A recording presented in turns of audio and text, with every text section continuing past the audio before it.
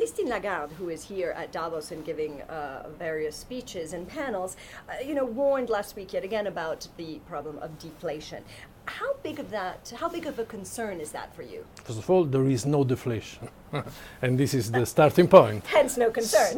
No. Second, obviously, we are vigilant. What we see is across the board a substantial reduction in inflation rates. They are much below what we consider price stability, so close to 2%.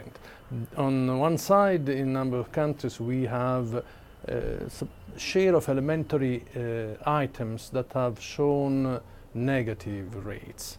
And this share is sizable, but is not comparable to the one that was reached in 2010, nor to the one that was really in Japan at the time where deflation was really an issue. So in this sense, we are not there, but we are ready to use all the instruments that we have to counter that. When the concern does arise, so if and when the concern does arise, what tools, what mechanisms are there that you have to deal with it? There are at least three kinds of mechanisms. Intervene on the rates until there is space for.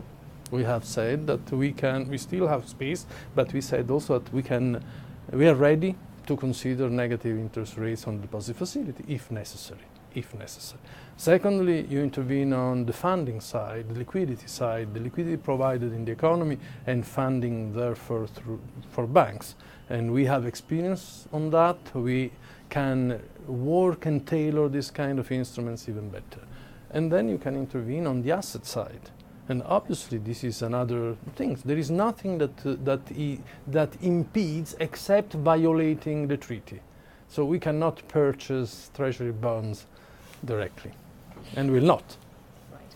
Do you see medium-sized Italian banks merging perhaps as a result of the AQR, the Asset Quality Review? Is that something you would encourage? Well, first of all, I said openly that if there is a need, there is nothing against that.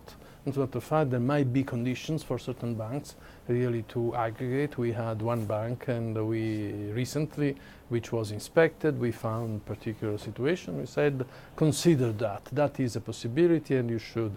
But obviously, we are not there to design the map of the possible aggregations, nor to somehow decide upon the way the market should go on that. What we are there is to reduce the risks of banks not being capitalized enough, not having enough provisions to face expected losses, and this is what we are. Can you give us a sense of how much money you think the banks might have to raise after this health check, this doctor's appointment? Obviously, no.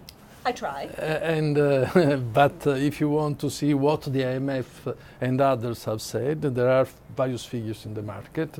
They range from very small, very limited amount of money to 1% of GDP. This is what I've read. I have no way to deny that this is the range. Excellent. Thank you very much. You're welcome.